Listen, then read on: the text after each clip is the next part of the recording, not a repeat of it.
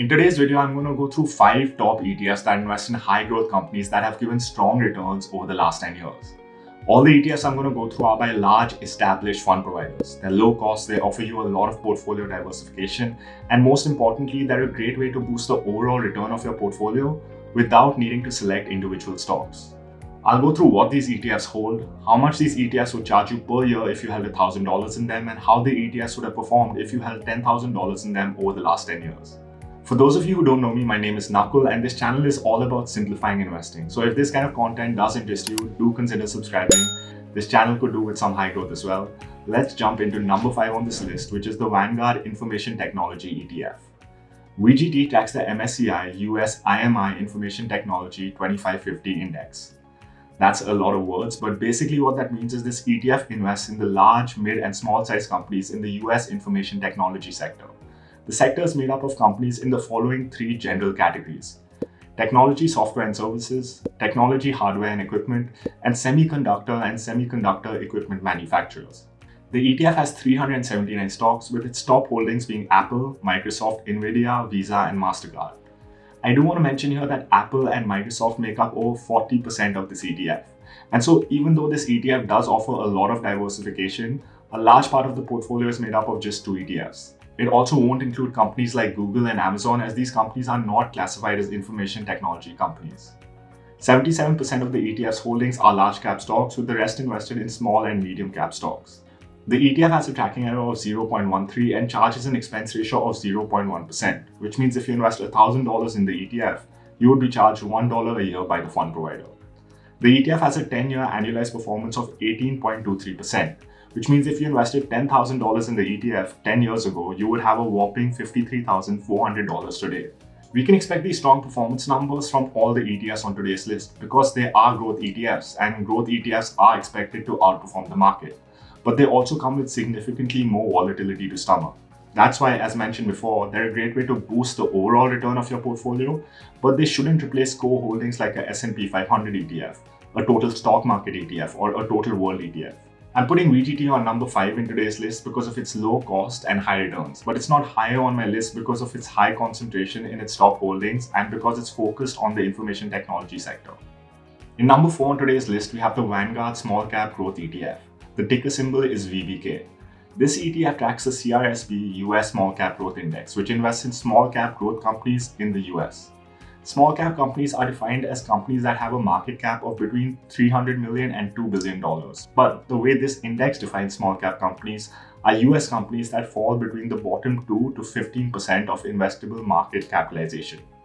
In general, the small cap sector is known to outperform the large cap sector, but picking individual stocks in this area can be very tricky. I personally have chosen small companies in the past, some of which have given me a 200 to 300% return, while others have gone down 75% to 80%. So instead of going through the tedious process of finding these small cap stocks, a more efficient way is to invest in an ETF which invests in a basket of small cap growth stocks. So you get exposure to the entire sector instead of just a few stocks. The ETF has 715 stocks, with its largest holdings being a bunch of small-sized companies which you probably haven't heard about, such as Liberty Media Corp, Biotechnique Corp, and Integris. The ETF has 20.6% of its holdings in the healthcare sector, followed by technology, industrials, consumer discretionary, and real estate. The ETF has a tracking error of 0.05 and charges an expense ratio of 0.07%, which means if you invest $1,000 in the ETF, you would be charged 70 cents a year by the fund provider. The ETF has a 10-year annualized performance of 9.82%, which means if you invested $10,000 in the ETF 10 years ago, you would have approximately $25,500 today. This ETF is a great way to get exposure to the small cap growth sector and is extremely low cost, and that's why it's number 4 on today's list. In number 3, we have the Spyder Portfolio S&P 500 Growth ETF. The ticker symbol is SPYG. This ETF tracks the performance of the S&P 500 Growth Index, which offers exposure to S&P 500 companies that display the strongest growth characteristics based on sales growth, change in earnings per share, and momentum. Now, though this is a great ETF, I do want to mention here that it does invest in growth companies in the S&P 500. So what that means is if you already hold the S&P 500 ETF, this ETF won't give you much additional diversification. Instead, it will increase your portfolio's concentration in certain growth companies, which will help boost your overall return in the long term. This ETF has 240 holdings, with its largest holdings being Apple, Microsoft, Amazon, Google, and Tesla. The ETF has 44% of its holdings in the technology sector, followed by consumer discretionary, healthcare, communication services, and financials. You will find that most growth ETFs are concentrated in the technology sector because that is a space that has a lot of up-and-coming companies with a lot of growth potential. The ETF has a tracking error of 0.15 and charges an expense ratio of just 0.04%, which means if you invest $1,000 in the ETF, you would be charged just 40 cents a year by the fund provider. The ETF has a 10-year annualized performance of 14.35%, which means if you invested $10,000 in the ETF 10 years ago, you would have approximately $38,200 today. This ETF is an extremely low-cost way to get exposure to a basket of large-cap growth companies, and that's why it falls on number 3 in today's list. In number 2 is the famous Qqq ETF by Cathie Wood.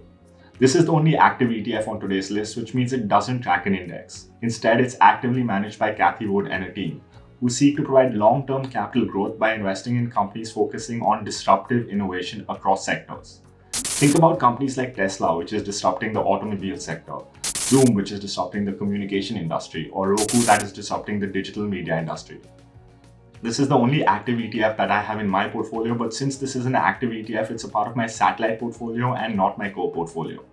The ETF currently has 35 holdings and generally maintains between 35 to 55 holdings, so it's a much more concentrated portfolio with relatively larger positions compared to the rest of the ETFs in today's list.